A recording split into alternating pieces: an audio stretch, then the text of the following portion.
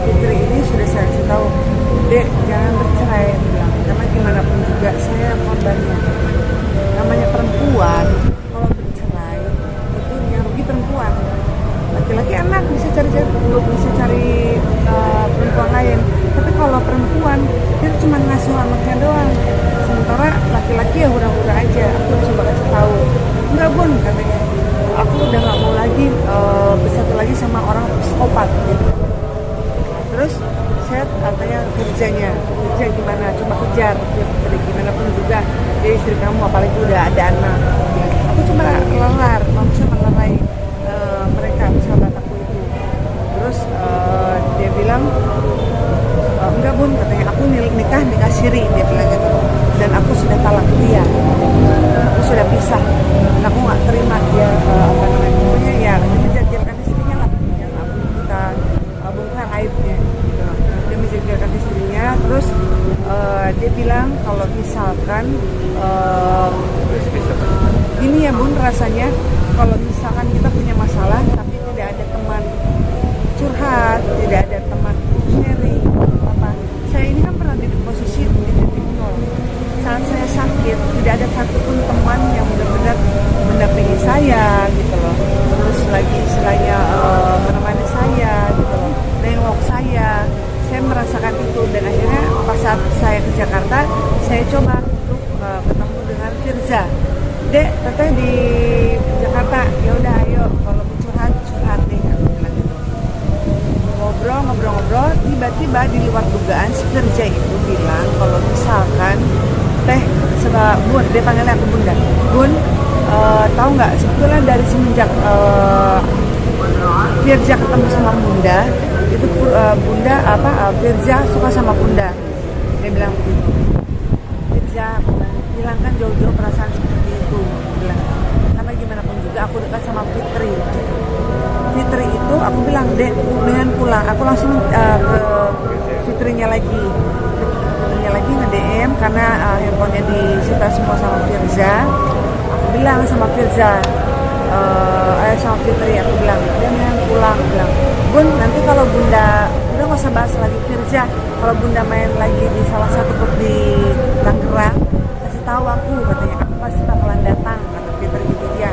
Oke, dari situ aku mau menunjukkan bahwa aku sempat heran kenapa sih Fitri ini selalu menjelekkan suaminya gitu loh. Apa betul? Aku kan lebih kenal Fitri baru 1 tahun kan, sedangkan kenal Firza itu baru sudah 5 tahun gitu loh. Kenapa sih Fitri itu selalu menjelekkan suaminya gitu loh?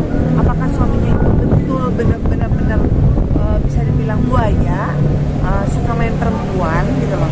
Aku coba ngecek, terus aku bilang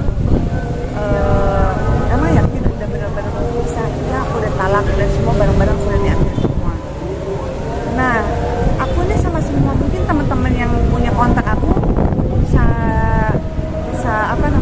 bisa tahu ya kalau aku tuh selalu bilang sayang terhadap siapapun itu. Mungkin dari teman-teman yang punya kontak aku selalu aku bilang sayang dengan semua tanpa terkecuali. Dan Firza itu mungkin entah itu mungkin kegeeran atau mungkin apa, saya juga nggak paham gitu loh. Dia nggak sadar bahwa saya mengatakan sayang itu bukan hanya sekedar pada Firza tapi terhadap semua orang.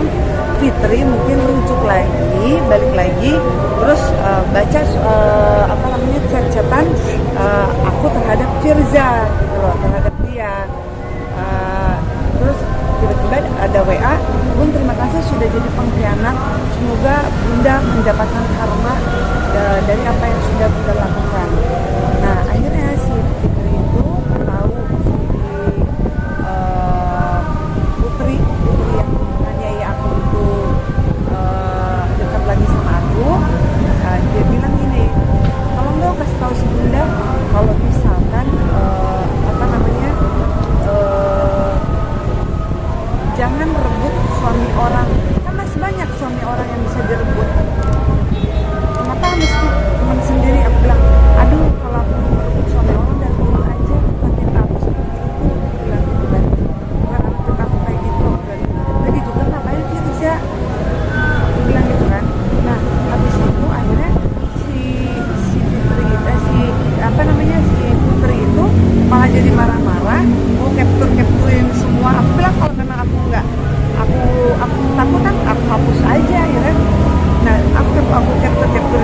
bawa aja Firza-nya ke dalam ke depan apa namanya ke depan mata aku, Fitrinya juga ke depan mataku, kita selesaikan sama-sama, kan ketahuan tuh mana yang bohong, mana yang enggak, kan gestur ketahuan lebih jelas kan.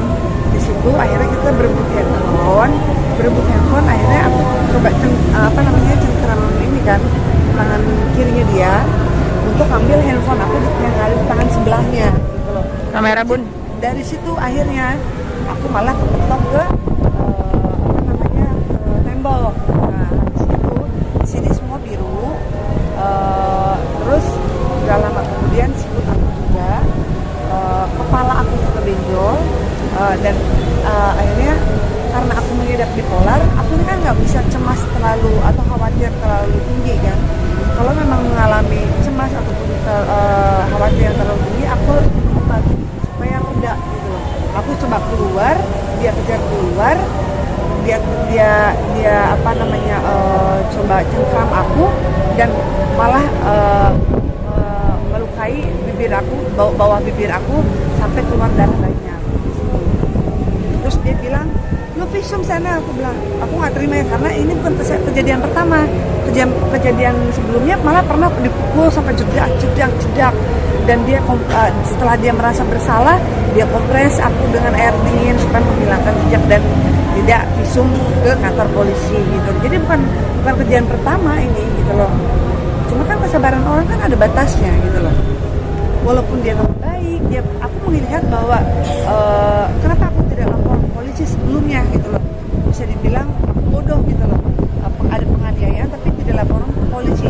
Karena aku melihat biasa orang gitu loh. Saat aku sakit, dia yang ada untuk nemenin aku gitu loh. Cuman permasalahannya kan ambang batas kesabaran orang kan ada gitu loh. Kalau terus-terusan ya bisa mati di tangan dia gitu loh. Ya nggak mungkin aku terus-terusan istilahnya harus pasrah dipukulin, jadi samsak dia gitu loh. Harus diam sabar, nggak mungkin gitu loh. Jadi akhirnya terus apalagi dia penantang, visum lu sana katanya, gue nggak ada takut-takutnya katanya, undang semua wartawan sama lu katanya, gue nggak ada takut-takutnya, nggak takut reputasi gue rusak apa segala rupa. Oh ya sudah, itu permintaan dia ya. Berarti usia kapan dan kejadiannya? Kejadiannya itu di apartemen aku di Tapi Tempat di itu di hari Minggu. Hari Minggu dia masih menanggapi kejadian ini kan juga pastilah stres, pasti ketakutan pasti, apalagi dalam awal kejadian ya. Kamera bun. Sangat-sangat ketakutan, makanya aku mengkonsumsi obat penenang supaya lebih tenang.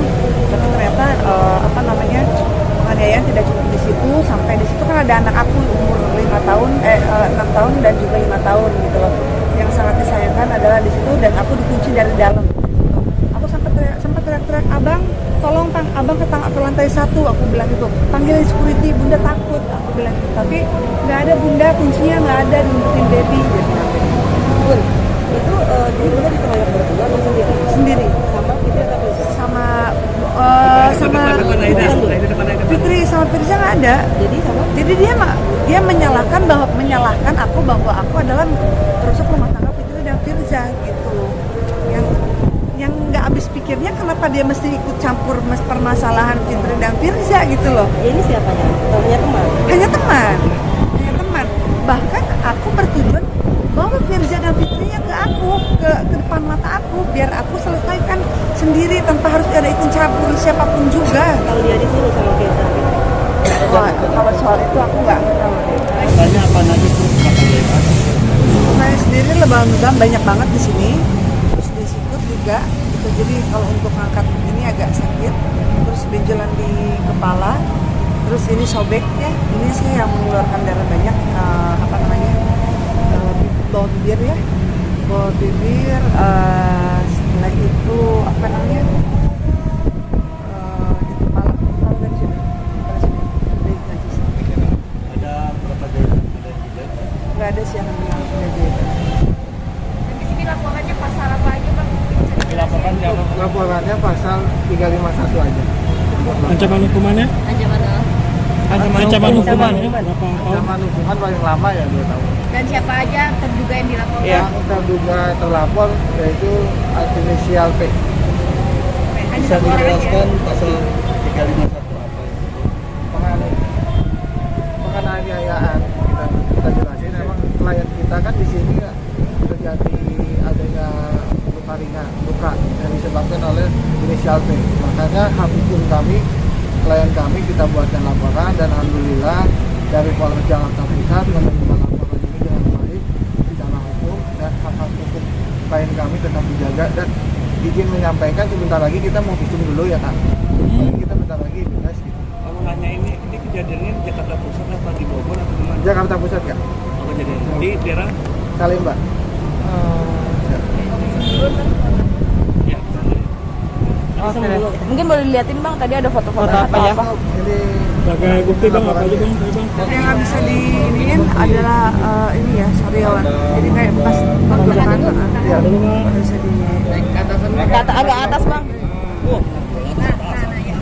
nah, Tahan.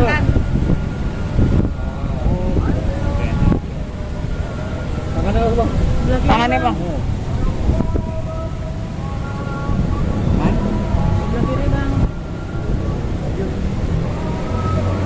Oke.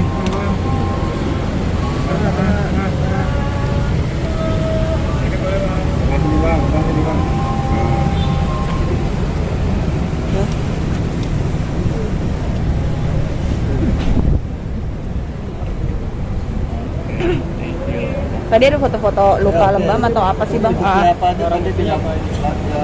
untuk ini kita tadi hanya membawa bukti foto yang Yang bisa difoto ya, karena untuk bagian dalam kayak gusi itu kan ada yang apa namanya bengkak juga, tapi nggak bisa difoto kan. Nah, kalau bisa dilihat Fotonya tadi pun. foto-fotonya.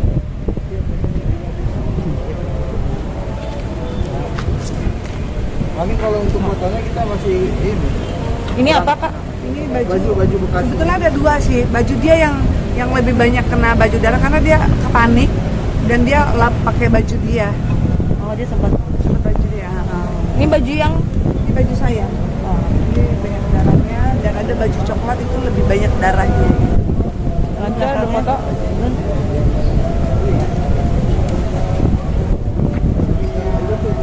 Ini bibir pada satu. Ini kenapa kak? Ini saat ditonjok ya bang? Iya. Dan juga pipi ya.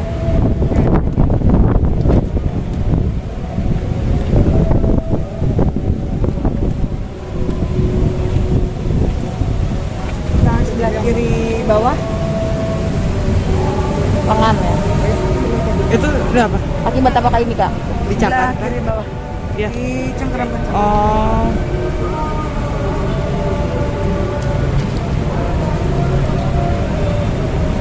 Ini kenapa kak? Di bagian mata.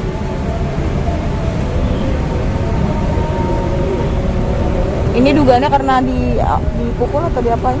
Dipukul, ditonjok. Pakai alat kan nggak? Enggak pakai tangan. Aja udah. Next, ini maksudnya lebih memilih teman nggak sih nanti atau Itu dia. Aku kan sudah trauma memilih pasangan ya. Kalau sekarang masih sih harus trauma lagi memilih teman gitu loh. Padahal buat aku Putri itu adalah teman terbaik buat aku tadinya. Gitu. Tapi ternyata ya itulah manusia ya, bisa berubah kapan saja. Kak Ida sampai sekarang sudah ada komunikasi lagi dengan Putri kalau sudah melaporkan beliau? Sudah, komunikasinya adalah dia menyuruh aku untuk mengundang semua wartawan. Dia bilang, lu panggil aja wartawan sana, gua nggak takut katanya, reputasi gua rusak. Dan lu lakuin visum katanya, gua juga akan melakukan visum, dia bilang. Profesi temennya mungkin Iya. sebagai apa? Pengacara, manusia yang tahu hukum tapi tidak bisa menerapkan hukum di dalam dirinya. Yang saya penganiayaan ini menjadi Kak Aida lebih berat tapi penyakit mental Aida maksudnya? itu jadi saat setelah kejadian di kamar mandi kita berebut handphone sampai dia istilahnya berbuat kasar sama aku sempat keluar, aku minum obat aku, itulah yang digunakan oleh dia, senjata dia kamu tuh nggak sadar katanya gitu kan. Apa namanya, kamu sudah minum obat juga. Kalau aku tidak minum obat, apakah dia bisa menenangkan aku? Nggak bisa kan, gitu loh. Nggak bisa menenangkan obat. Aku sudah minum obat pun dia masih tetap mencengkram aku begini dan mengakibatkan darah begitu banyak keluar